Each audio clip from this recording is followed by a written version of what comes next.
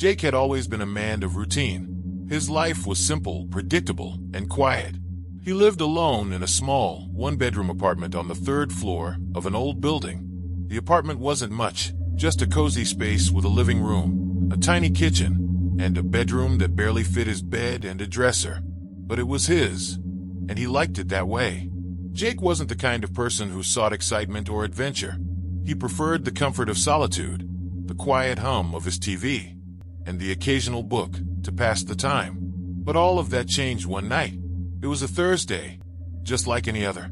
Jake had finished his dinner, a microwave meal he barely tasted, and was settling down on his couch to watch a movie. The curtains were drawn, the lights were dim, and the room was warm and quiet. As he reached for the remote, something caught his eye. A movement, a shadow, just outside his window. At first, he thought it was nothing. Maybe a tree branch swaying in the wind or a trick of the light. But when he looked closer, his heart skipped a beat. There, standing on the fire escape outside his window, was a figure. It was tall and thin, its features obscured by the darkness. It wasn't moving. It wasn't making a sound.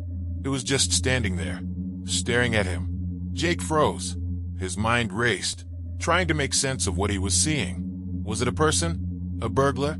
But why would someone be standing on the fire escape at this hour? And why were they just staring? He quickly closed the curtains, his hands trembling. He told himself it was nothing. Maybe he was just tired, imagining things. He turned up the volume on the TV, trying to drown out the unease creeping into his chest. But no matter how loud the movie was, he couldn't shake the feeling that something was wrong. The next night it happened again. Jake was in the kitchen, washing the dishes, when he felt it, the unmistakable sensation of being watched. He turned around, and there it was, the figure, standing on the fire escape, just outside his window. But this time, it was closer, much closer. Its face was still hidden in shadow, but Jake could feel its eyes on him, piercing through the glass. Panic surged through him. He dropped the plate he was holding, and it shattered on the floor. He didn't care. He rushed to the window and yanked the curtains shut, his heart pounding in his chest. This wasn't his imagination. This was real. Someone, or something, was out there, watching him. He grabbed his phone and called the police. His voice shook as he explained what was happening, but the officer on the other end sounded skeptical. "Are you sure it's not just a shadow or a reflection?" they asked. Jake insisted it wasn't. He knew what he saw. The officer promised to send someone to check it out, but when they arrived, they found nothing. No footprints on the fire escape. No signs of forced entry. Nothing. Jake tried to convince himself it was over. Maybe it was just a prank, some kids messing around. But deep down, he knew better. The figure wasn't human. It couldn't be. The way it moved, the way it stared, it was something else. Something unnatural. The nights that followed were a nightmare. The figure kept returning, each time closer than before. Jake stopped sleeping. He kept the lights on at all hours, hoping to drive it away. He barricaded the window with furniture, but it didn't matter. The figure was always there, waiting, watching. By the end of the week, Jake was a wreck. He hadn't eaten properly in days. His hands shook constantly, and dark circles hung under his eyes. He couldn't take it anymore. He had to confront it. That night, he stood by the window, his heart pounding in his chest.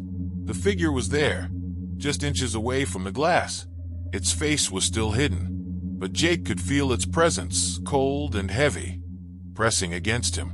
He took a deep breath and opened the window. "What do you want?" he shouted, his voice trembling with fear and anger. For a moment there was silence. Then, the figure tilted its head, as if studying him. When it spoke, its voice was a whisper, soft and cold, like the wind on a winter night. "I'm already inside." Jake's blood ran cold.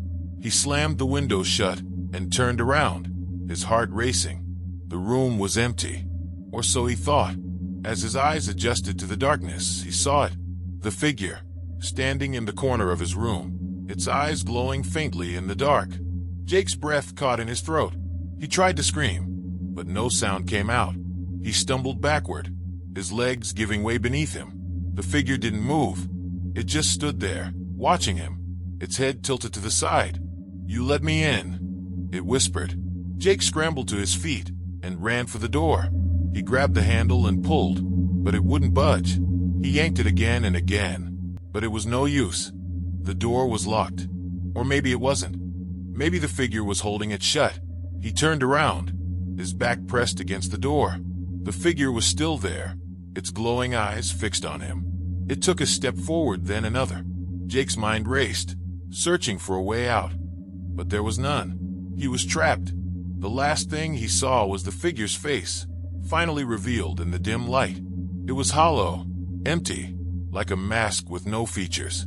The last thing he heard was its voice, soft and cold, whispering in his ear, "You let me in." And then there was nothing. The next morning, the landlord found Jake's apartment empty.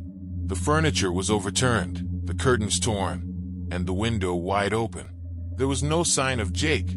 No note, no explanation. Just an eerie silence that hung over the room like a shadow. The police searched the building, the neighborhood, but they found nothing. No trace of Jake. No trace of the figure. It was as if he had vanished into thin air. But if you listen closely, on quiet nights, when the wind is still, you might hear a whisper, soft and cold, like the wind on a winter night. And if you're brave enough to look, you might see a shadow in the window, watching, waiting, because once you let it in, it never leaves.